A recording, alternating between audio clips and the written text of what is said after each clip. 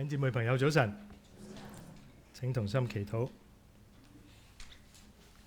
愛我哋主，我哋多謝你，你招聚我哋一同嘅敬拜，現在又將你自己嘅說話指教我哋。我哋祈求你差派聖靈幫助我哋明白你嘅說話，加力俾我哋遵行。我哋為到 Catherine 為到主日學嘅小朋友同樣祈禱，願你嘅說話成為佢哋腳前嘅燈路上嘅光，引導佢哋一生行喺你嘅真理當中，正如我哋學習效法你，按住你嘅心意而行一樣。聽我哋祈禱，奉耶穌名求，阿門。Kids may proceed to Sunday school。弟兄姊妹，如果你有今日嘅家書，請你拎出嚟吓，打開。如果你冇咧，喺教堂嘅門口咧係有嗰個嘅家書。家書咧敬拜一欄咧有今日講道嘅大綱，都繼續咧邀請你，如果你可以嘅話，有支筆或者你自己嘅筆，又或者你凳前邊嘅筆攞出嚟。咁咧我哋喺幾個關鍵嘅空格嘅裏邊咧，一陣間講道嘅時間可以咧係同大家分享當中嘅要旨，亦都咧可以幫大家咧更加咧清楚認識神嘅說話同埋佢嘅真理。開始之前咧，我想問大家一個問題吓。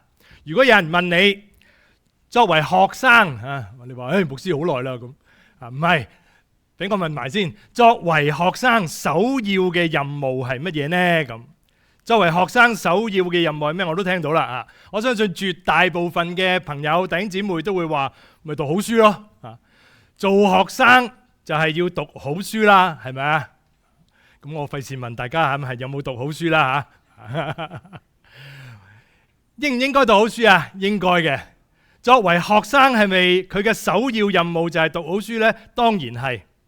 學生首要任務就係要學識老師要教你嘅一切。由細個開始，無論係串字拼音，到大個少少學習閱讀理解，跟住呢到中學、小學、中學、大學天文地理、人文科學、歷史等等唔同嘅科目，甚至呢到你開始做工咯老細呢就叫你喂，好心你啦，進修下啦又或者呢我哋接受呢係專業嘅訓練只要你係學生，你嘅責任第一，首要任務就係學識老師要教你嘅一切。有冇人唔同意噶？冇係嘛？冇人咁舉手係啊。不過唔知你有冇諗過？唔知你有冇諗過？其實呢，我哋咁樣講，我哋咁樣諗呢，呢個係一個非常之現代同埋非常之西方嘅一種教育嘅觀念咧。牧師咩意思啊？咁如果你諗翻呢2000多年前耶穌嘅時代、耶穌嘅年代身處嘅文化呢，就唔一定係咁樣嘅。可能咧你有所不知，當日咧中東嘅文化其實同我哋咧中國人嘅傳統文化咧有好多好相似嘅地方。乜嘢相似呢？就係耶穌嘅門徒都稱佢老師耶穌做乜嘢啊？拉比係咪啊？老師拉比。呢一班嘅門徒就係耶穌。既然我叫得你做拉比，咁我就係咩啊？我就係學生啦我就係學徒啦，我就係學生啦，係咪？但係佢哋唔係現代嘅學生現代嘅學生係點㗎？你有冇想象下耶穌嘅門徒一早起身伸個懶腰撳低個鬧鐘，跟住就着校服啦。邊間學校耶穌學校咁，有冇一間咁嘅學校㗎？冇㗎佢咧就唔會着校服，跟住去到一個地方嚟到咧去上堂㗎去接受咧呢個拉比老師嘅授課㗎甚至咧唔似我哋咧係讀到大學啦甚至咧有機會研究院咁就接受咧係教授同佢傾談擬定一個研究嘅課題一個咧嘅項目跟住咧就自己咧病埋喺圖書館，日以繼夜，夜以繼日40晝夜不眠不休，幾年之後嘅苦幹就賺取一個學士、博士、碩士呢啲嘅學位。喺過程裏邊間唔中見下嗰個教授啦，接受佢嘅督導啦，係咪咁樣咧？耶穌嘅門徒又唔係咁樣嘅，係咪啊？耶穌嘅門徒唔係咁樣嘅，唔係耶穌嘅學生就係呢一班跟隨耶穌嘅門徒呢，嚴格上唔係我哋今日2000年後想象嘅嗰種學生，更加貼近嘅、更加適合嘅形容呢都係學啦，不過唔係學生，係乜嘢啊？學徒啊！點解你叫做基督徒啊？點解你叫做信徒啊？點解會有個徒字啊？個徒係學徒嘅意思，係學徒嘅意思，徒弟嘅徒。學生首要任務我哋頭先講過啦，就係要認識老師教你嘅一切。學徒首要嘅任務係咩？你有冇諗過？學徒首要嘅任務係效法仿效師傅嘅一切，唔係淨係學佢所教你嘅嘢，係要學呢個師傅佢嘅做人，學呢個師傅嘅人品。呢個就係做學生同做學徒最大嘅分別。弟兄姊妹，我想再一次鄭重嘅提醒你同我，做學生同做學徒最大嘅分別就喺呢度。做耶穌基督嘅門徒，做佢嘅學徒，我哋嘅目標只有一個，我哋要學似師傅啊！我哋要學似佢，我哋要仿效師傅，到一個咩地步啊？耶穌講過噶，到其他人睇見你同我，認出我哋係乜嘢啊？我哋係跟耶穌嘅人，我哋係耶穌基督嘅門生，佢嘅門徒。喺耶穌教導裏邊咧，我相信咧冇人會反對咧佢所同門徒頒布嘅大使命同大誡命呢兩樣嘢咧係至關重要啦，係咪啊？我哋都聽過啦，大使命、大誡命。大使命係乜嘢呢？馬太福音28章19節啊，所以你們要去使萬民作我嘅門徒，冇錯啊。所以咧，基督徒努力去幫其他人去認識耶穌，成為基督徒，呢個係我哋嘅使命。除此之外，大誡命係乜嘢呢？大誡命係乜嘢呢？係耶穌對天父俾人所有嘅命令嘅一個總綱啊。兩句嘅說話包含所有嘅命令嘅總綱，喺邊度呢？譬如話喺馬可福音嘅第12章30、31節熒光幕上面，我哋一齊讀好唔好啊？你要盡心、盡性、盡意、盡力愛主你的神。其次就是說要愛人如己，再沒有比這兩條誡命更大的了。換言之，乜嘢係呢一個大誡命啊？第一，愛神；第二，愛人。冇錯。愛神愛人，弟兄姊妹，係我哋作為基督徒嘅基本啊！愛神愛人係基督徒嘅基本啊！不過我哋追問落去，咁點樣愛神？點樣愛人呢？點愛啊？用你嘅方式愛，用我嘅方式愛，你嘅方式愛同我嘅方式愛係好唔同㗎。今日當我哋繼續討論呢個基督徒嘅基本嘅時候，我哋就話，其實作為基督徒，我哋嘅任務唔係真係咁複雜噶。可能咧，我哋喺教會裏邊坐得耐、留得耐啦，聽得多啦，我哋越嚟越發覺，我哋越嚟越誤以為做基督徒咧，哇，好難嘅。做基督徒咧，耶穌咧係好高深嘅，唔係。讓我哋首先翻去基督徒嘅基本啊，提翻你乜嘢係基督徒嘅基本。愛神愛人係基督徒嘅基本，做翻好呢個基本。呢個基本好簡單，呢個基本就係我哋要效法耶穌基督去愛神愛人，就係一句說話嘅咋。基督徒乜嘢啊？基督徒就係效法耶穌基督去愛神去愛人。所以今朝早上咧，如果你睇見你嘅家書咧，我只有兩個大嘅重點。第一個重點係乜嘢呢？我哋係耶穌基督嘅學徒，你要留意我每個字都係斟酌過我先擺落去嘅，係有原因嘅，請你睇清楚。我哋係基督嘅學徒，我哋係透過效法基督去愛神愛人，呢個第一點。第二點，我哋係耶穌基督嘅新婦啊，係基督嘅 bride of Christ。我哋需要喺生活當中去學習愛神愛人。好啦，咁我哋嚟到第一點咯。當我哋講要效法邊個之前，聖經作為上帝嘅真理，首先要求我哋跟隨耶穌基督嘅人喺效法基督去愛神愛人之前，要留意兩個不效法，唔係兩個效法，係兩個不效法。第一個不效法，請你寫低不效法乜嘢啊？世界，冇錯。羅馬書12章1至2節啦，我俾啲時間你寫下。不過呢，熒光幕上邊我就擺咗羅馬書12章第2節啦。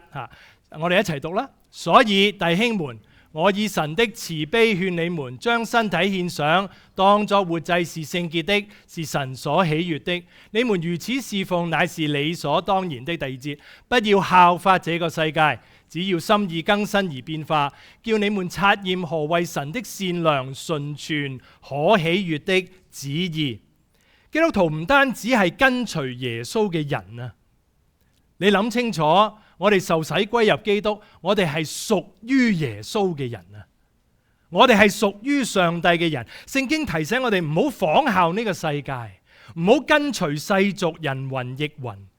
你要聽清楚，耶穌從冇叫過你同我離開呢個世界，退去深山隱居啊。牧師就想，不過耶穌冇咁叫，聖經冇咁講。神唔需要我哋離開世界，退到深山。呢度所講嘅世界唔係講到地方、領域、位置嘅意思啊。聖經所形容嘅世界係講緊一個本質，一種世界嘅本質，代表住對神嘅敵意，代表住雖然係神所做，但係唔識神，唔願意接受耶穌，愛宴樂不愛神。聖經提醒我哋唔好效法。效法乜嘢？唔好效法呢一種同神作對嘅態度，呢個係世界嘅態度。唔好被呢個世界同化同埋控制，唔好只關乎在乎肉體嘅情慾、眼目嘅情慾、今生嘅驕傲。呢個世界努力渴望你選擇嘅係愛佢，唔係愛上帝。讓我講多次，呢個世界努力渴望你選擇嘅係愛世界，唔係愛上帝。聖經講愛世界同愛神係不能共存嘅，愛世界同愛神唔可以共存嘅。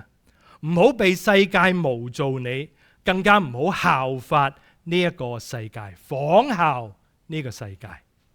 除咗唔好效法世界之外，神嘅說話亦都提醒我哋第二個唔效法。唔效法乜嘢啊？唔效法從前啊！邊個嘅從前啊？唔係從前有3隻小豬啊，係你嘅從前啊！過去嘅生活方式啊，尤其是你未信主之前嘅嗰種生活方式。彼得前書第1章14至到16節啊，咁所以頭先咧你寫低咯，從前咯吓，14到16節熒光幕上面我哋一齊讀啦。你們既作順命的兒女，就不要效法從前愚昧無知的時候，那放縱私欲的樣子。那召你們的既是聖潔，你們在一切所行的事上也要聖潔，因為經上記着說：你們要聖潔，因為我是聖潔的。弟兄姊妹，唔好效法從前，從前嘅你，從前嘅人，只顧隨心所欲，放任放縱生活。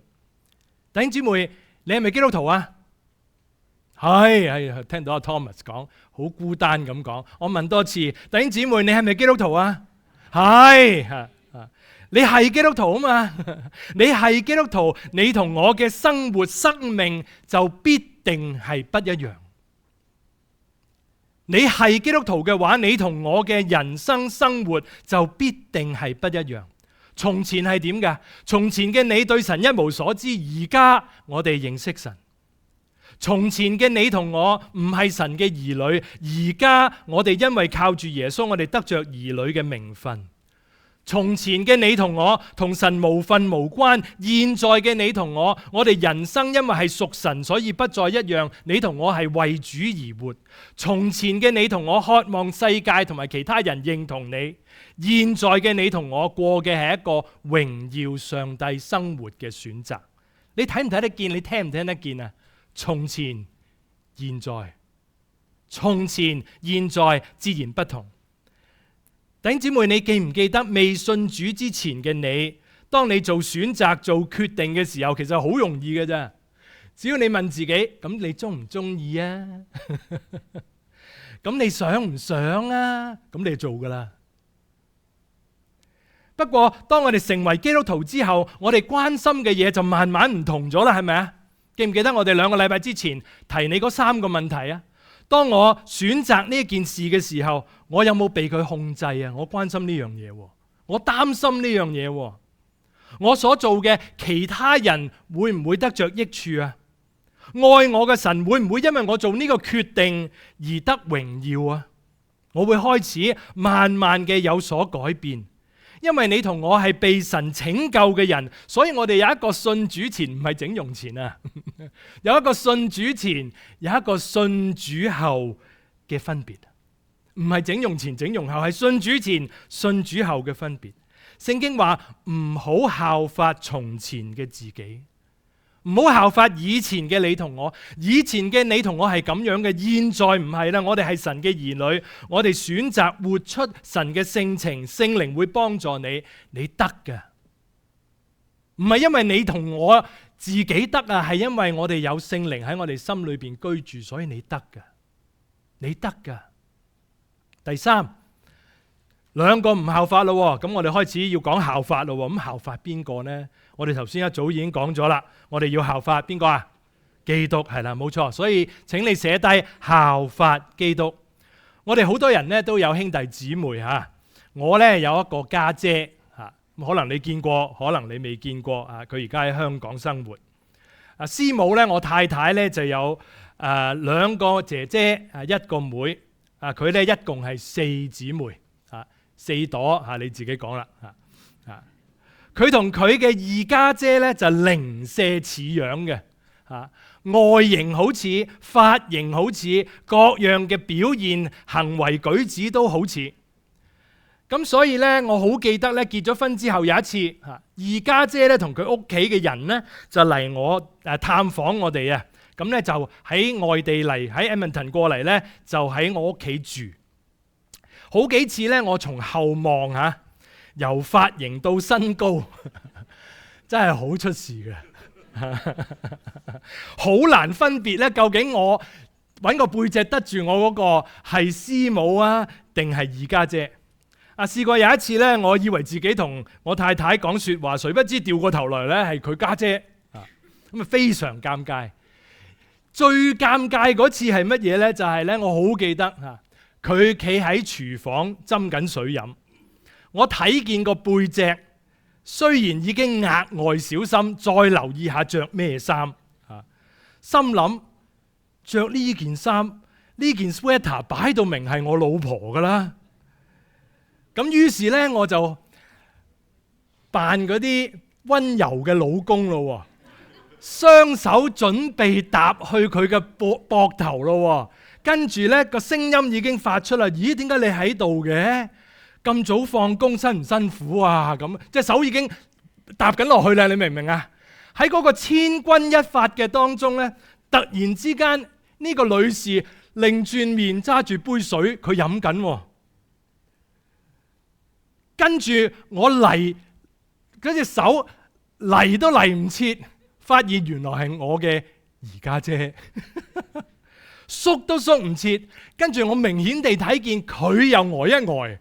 我又呆一呆，咁點解佢會着住我老婆件衫嘅呢？原來佢話佢凍，佢老婆即係我，唔係我老婆即係佢個妹師母借咗件衫俾佢着。我係極其相信嗰日呢，佢哋係有心整蠱我嘅。人有血緣關係呢，總會有相似嘅地方，係咪啊？我見到阿 Catherine 同阿 Maggie， 我諗起我媽媽同我姨媽，我諗起阿 Salina 同阿 Josephine。當你有血緣關係嘅時候，總會有相似嘅地方，同唔同意啊？作為基督徒，我哋都係神家裏嘅人。弟兄姊妹，我哋唔係只係同主耶穌有幾分似啊！聖經提醒你同我，要求你同我嘅係喺生活當中要效法、要模仿、要仿效呢一位聖子耶穌啊！呢個係基督徒嘅基本啊！基督徒嘅基本係要仿效耶穌，唔係有幾分似啊，係努力嘅去效法佢。腓立比書第2章5節，聖經咁話：你們當以基督耶穌嘅心為心。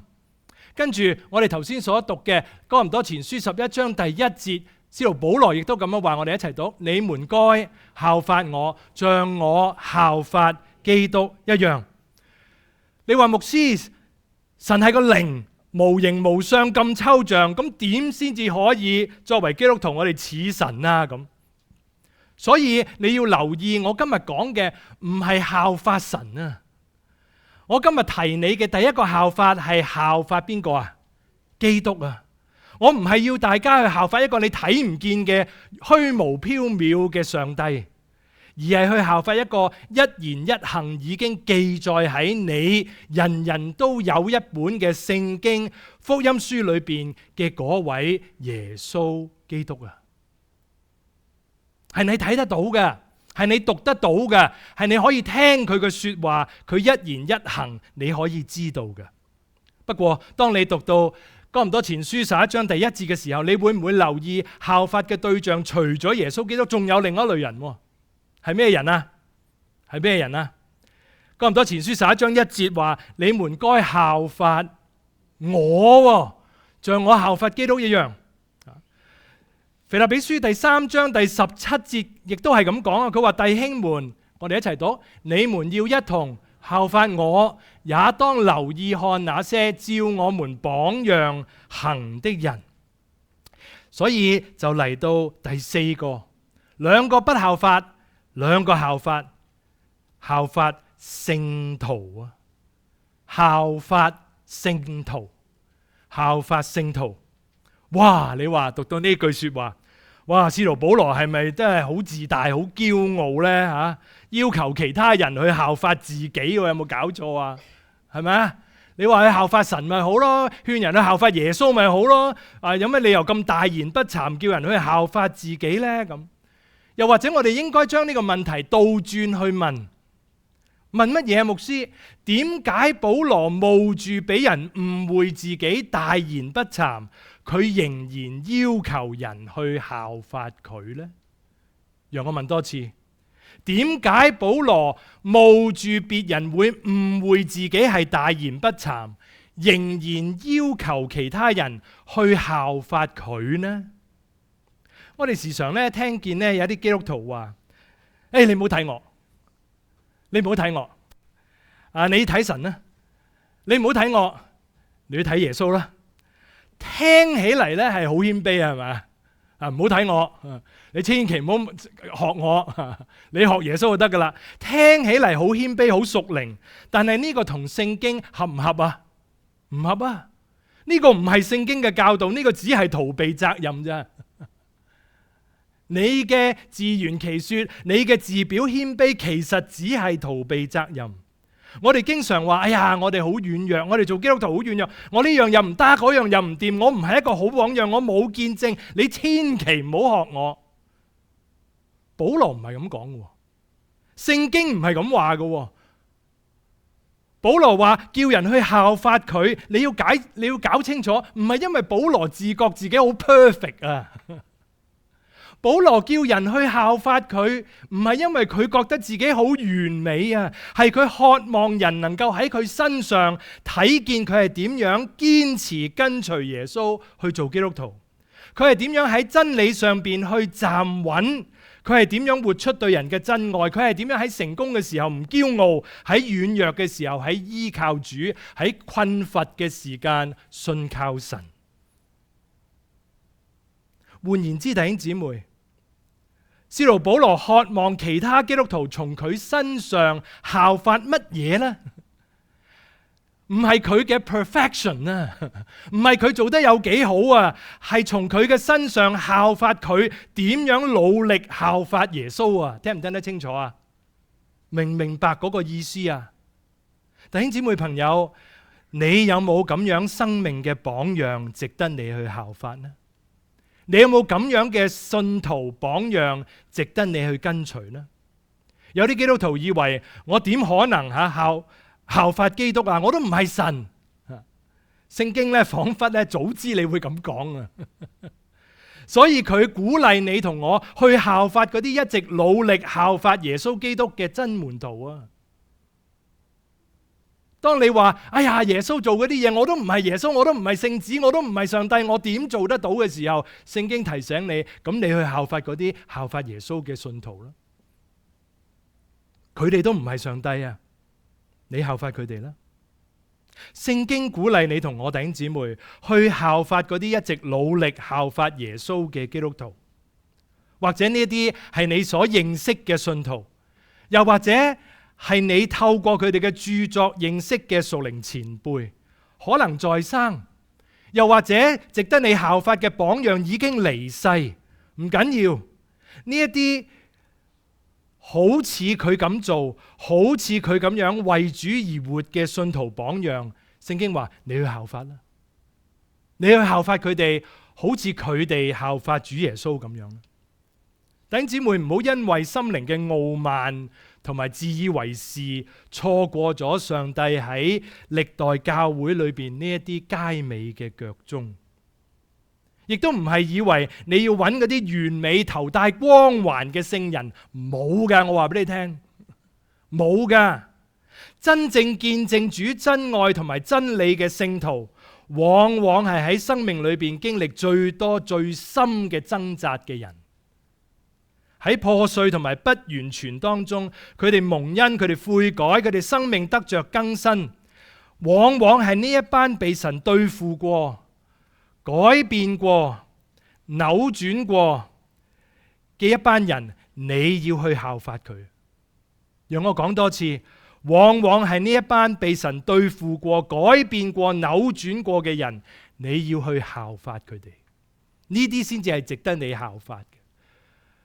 唔係頭殼頂有光環，唔係做嘢零舍與別不同啊，係經過掙扎、經過上帝改變、扭轉嘅人，你要去效法。好啦，咁我講咗咯，我講咗兩個嘅不效法，兩個嘅效法咯。記唔記得第一個不效法？不效法乜嘢啊？不效法世界。第二個不效法，不效法從前啊。第一個效法邊個？基督。第二個效法邊個？聖徒。哇，好叻咯！你哋個個畢晒業啦。好，咁我講完基本啦。基本嘅第二，當我哋認識咗自己效法嘅對象嘅時候，同埋不效法嘅對象嘅時候，我哋就可以喺以下呢四個領域上邊去實踐自己愛神愛人。邊四個領域？我提醒你，我哋係耶穌基督嘅新婦，我哋喺生活嘅四個領域當中去實踐愛神愛人。《使徒行傳》第2章42到47節，早期教會一個嘅描述啊，我哋好多人都好認識啦。我哋再一次讀好唔好啊？門徒都恒心遵守使徒的教訓，彼此交接，擘餅祈禱。眾人都懼怕，使徒又行了許多奇事神蹟，信的人都在一處，凡物共用，並且賣了田產家業，照各人所需用的分給各人。他們天天同心合意恆切地在殿裏，且在家中擘餅，存着歡喜誠實的心用飯，讚美神，得眾民的喜愛。主將得救的人天天加給他們。首先，基督徒嘅基本係乜嘢？係我哋喺敬拜上帝嘅事情上邊，同神保持親密嘅關係。喺你敬拜嘅事情上邊，同神保持親密嘅關係。所以呢，如果你要寫 W 英文字母 W worship W worship。使徒行傳第2章42節，特別佢話門徒恒心遵守使徒嘅教訓，彼此交接，擘餅乜嘢啊？祈禱係咪？46、47節繼續話佢哋天天同心合意，恆切嘅在殿裏，仲有在邊度啊？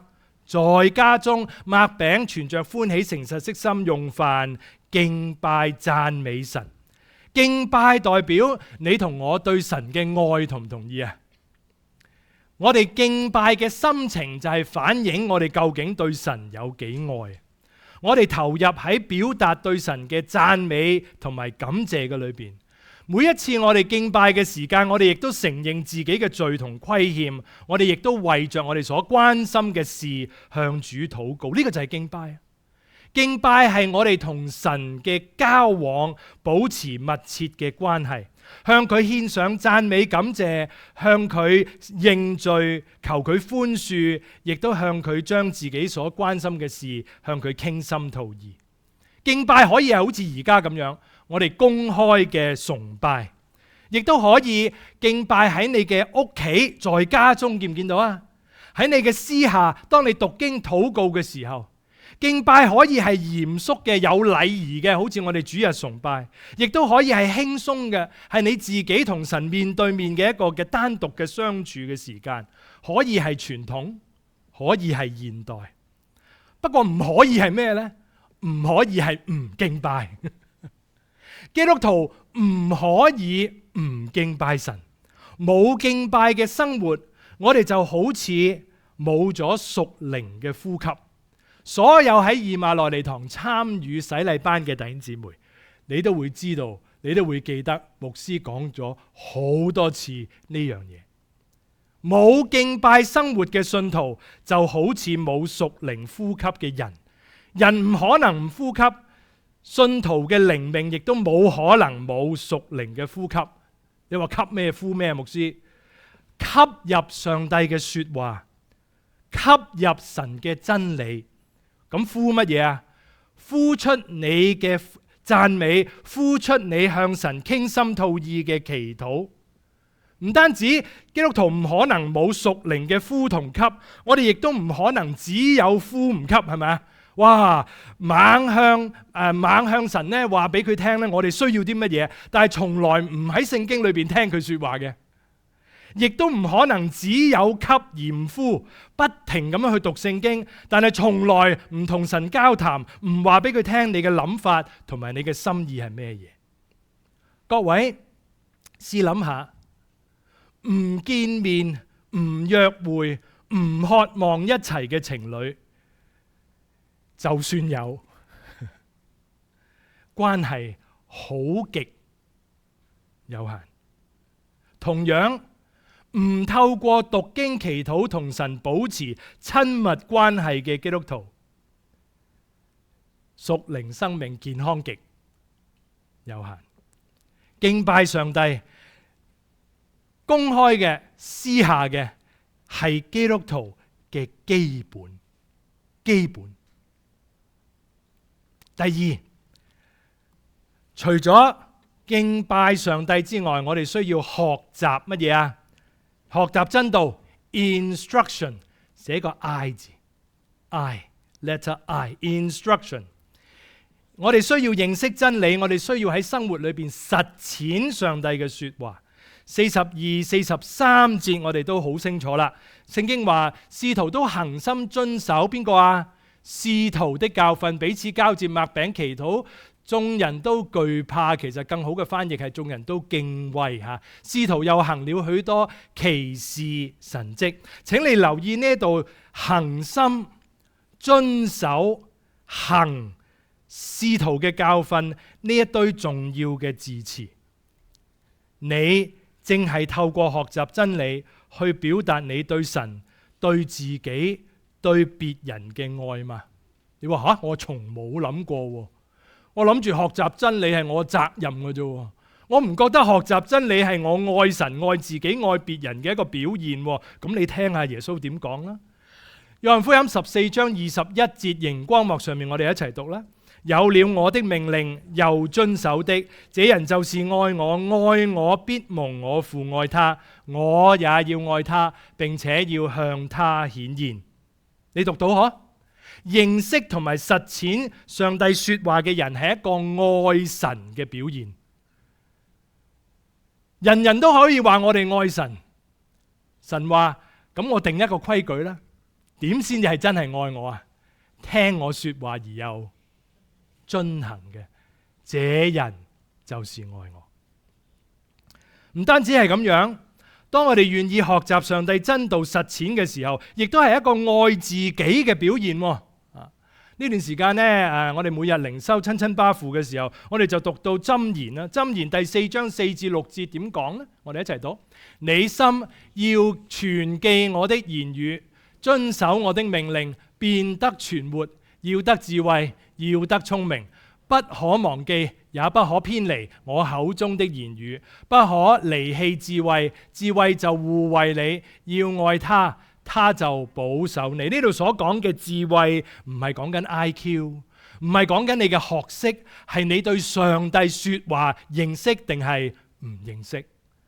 當你願意花時間認識上帝說話嘅時間，願意學習真道，願意實踐真理，遵守佢嘅命令嘅時候，神嘅 promise 係你就得以乜嘢啊？存活，係咪啊？當你唔離開智慧，智慧就會點啊？保衛你，你愛佢嘅時候，佢就會點啊？保守你。弟兄姊妹，你有冇諗過，當你願意學習真道嘅時候，係你一個愛惜自己嘅一個表現嚟噶？係為咗你自己嘅好處啊！唔單止係愛神，亦都係愛自己嘅一個表現。第三，當我哋學習真理、實踐真理嘅時候，亦都會帶嚟對其他人嘅益處啊！我哋好熟呢段聖經啦，《提摩太後書》3章16、17節，我哋成日搬出嚟呢，就係講聖經嘅重要，係咪？不過你有冇讀清楚最收尾嗰句啊？前面嗰句我讀俾大家聽啦，後邊嗰句我哋紅色嘅時候，我哋一齊讀啦。聖經都是神所默示的，係啊。於教訓、督責、使人歸正、教導人學義，都是有益的，係啊。叫屬神的人得以完全，我哋一齊讀。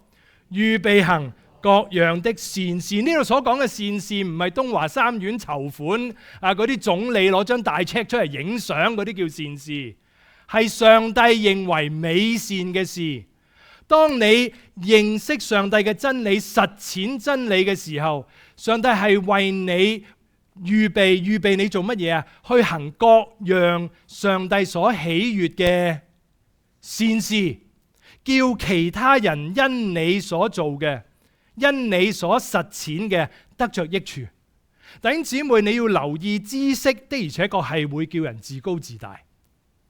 有陣時咧，你企喺個講台上面講嘢咧，好似人哋會以為咧你咩都做晒噶啦，咩都識晒，咩都知道晒啦，係幾爽噶。知識係會叫人自高自大，屬靈知識都可以係咁樣。學習真理唔好，弟兄姊妹停留喺學習。有福嘅人，聖經話唔係單讀上帝嘅說話，唔係單單去讀上帝嘅說話，而係嗰啲讀咗而又遵行嘅人，這人變為有福啊！當我哋只喜歡真理，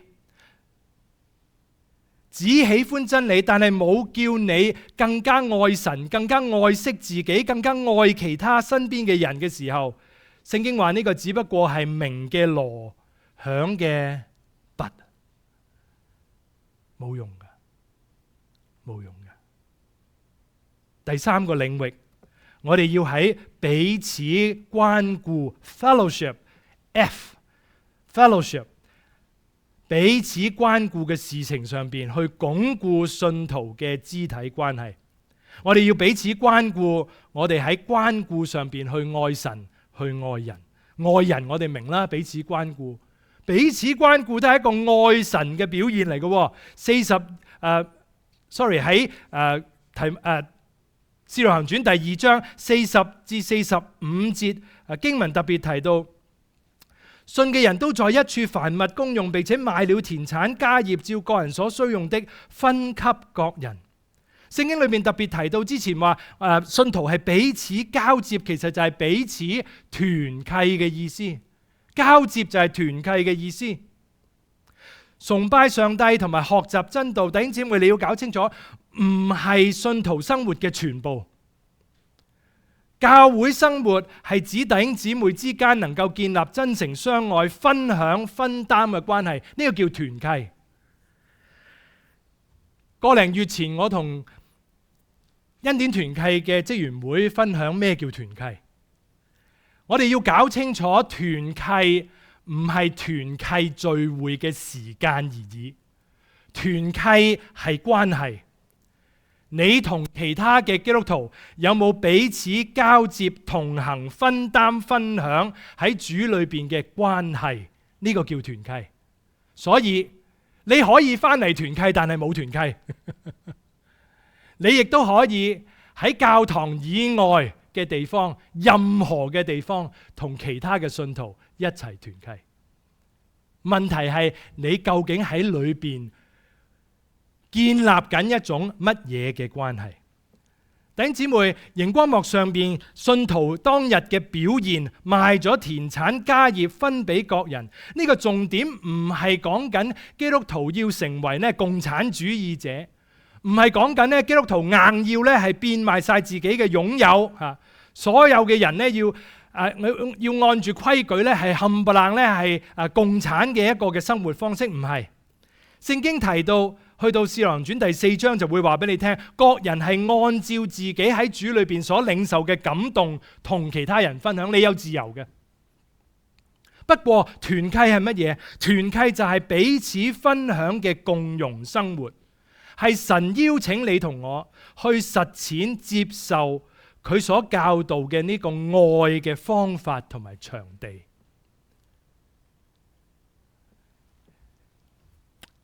你有冇係去學一啲嘢係你要去某一個場地嗰度去做練習㗎？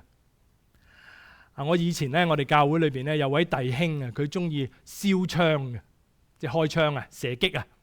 咁佢就要去練靶場練習嘅。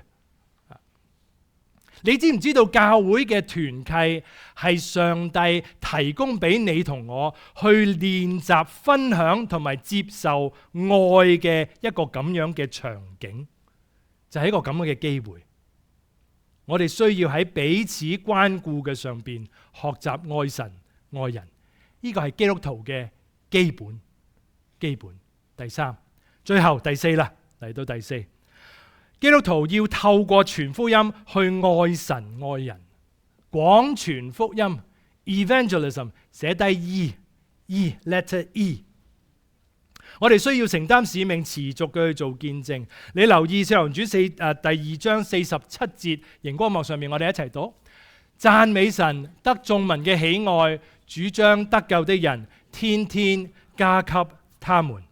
弟兄姊妹，基督徒嘅目光唔應該指向教會裏邊望。如果我哋只係關心團契，為一班人好溫馨好 close 嘅話，咁我哋只係將目光向內望。我哋需要嘅係向外望。你望唔望見仲有好多人未有機會，未接受福音，未得着上帝嘅愛？你望唔望到啊？你見唔見到呢啲人啊？你關唔關心啊？佢哋仍然在教會嘅門外。當然，佢哋係唔係信主，唔係靠你同我嘅口才，唔係靠你同我嘅能力。但係我哋應該好似聖經裏面所講，天天為住主耶穌去做見證，讓人有機會認識佢。既然我哋呢個係愛神嘅表現嘅時候，其實呢一個同樣係一個愛人嘅表現。當我哋接受耶穌所俾我哋嘅大使命去傳福音，我哋係愛神嘅表現。但係當我哋同呢啲未曾有機會認識耶穌、得着福音好處嘅人分享信仰嘅時候，同樣亦都係一個愛人嘅表現。聖靈嘅工作雖然唔係我哋可以控制，邊一日係唔係每一日，係唔係天天將得救嘅人數加俾我哋唔知道，我哋唔可以控制。但係我哋係咪準備好隨時把握機會？當聖靈喺嗰一天為我哋開一扇門嘅時候，我哋就將福音同呢啲人分享。你準備好天天未呢？天天基督徒生命嘅基本。各位，敬拜上帝，學習真道，彼此關顧，廣傳福音。如果你將呢4個英文字worship、instruction、fellowship、evangelism 頭嗰個字母串起嚟嘅時候，你會得到乜嘢啊？多謝你，你會得到個老婆，你會得到太太，你會得到妻子。WIFE， 邊個係耶穌基督嘅新婦啊？教會啊！邊個係耶穌基督嘅新婦啊？你同我作為基督徒每一個。弟兄姊妹，你願意喺呢4個領域上邊去效法耶穌基督，去實踐愛神愛人嘅任務嗎？弟兄姊妹，唔係咁複雜㗎啫。基督徒嘅基本就係咁樣啊。基督徒嘅基本，效法基督，效法聖徒。基督徒嘅基本，喺敬拜嘅事情上邊，喺學真道嘅事情上邊，喺彼此關顧嘅事情上邊，喺傳道傳福音嘅事情上邊，我哋效法耶穌基督去愛神愛人。呢個就係基督徒嘅基本。讓我哋好好開始，讓我哋用心嘅遵行，讓我哋翻去，用我哋重建翻呢個信仰嘅基本步。完結嘅時候，讓我哋再讀哥林多前書11章1至2節，成為我哋今日嘅金句。你們該效法我，像我效法基督一樣。我稱讚你們，因你們凡事紀念我，又堅守我所傳給你們的。哥林多前書11章1至2節，我哋同心祈禱。多謝主耶穌，多謝你嘅說話嘅寶貴同埋清晰，多謝你幫助我哋明白，原來我哋作為一個基督徒，我哋嘅基本就係要效法基督，唔係效法世界，唔係效法從前嘅自己，而係效法基督。你亦都幫助我哋，因為你喺歷代當中帶嚟好多美好嘅見證，好多忠心嘅信徒聖徒，讓我哋喺佢哋嘅身上學習點樣去效法主耶穌基督，幫助我哋，讓基督你自己，讓眾聖徒成為我哋生命嘅榜樣，以致我哋能夠可以喺敬拜嘅事情上邊，喺學習真道嘅事裏邊，喺彼此關顧，喺傳揚福音嘅事裏邊，喺呢4個唔同嘅領域嘅裏邊，去愛你，去愛惜自己，去愛還未曾認識耶穌嘅人。仲係多謝你。呢個係你自己嘅心意，清晰嘅心意，幫助我哋，加力我哋，讓我哋能夠遵行，讓我哋能夠透過遵行表達我哋愛你，得着你所應許聽而又行嘅嗰個祝福。多謝你聽我哋祈禱，奉耶穌名求。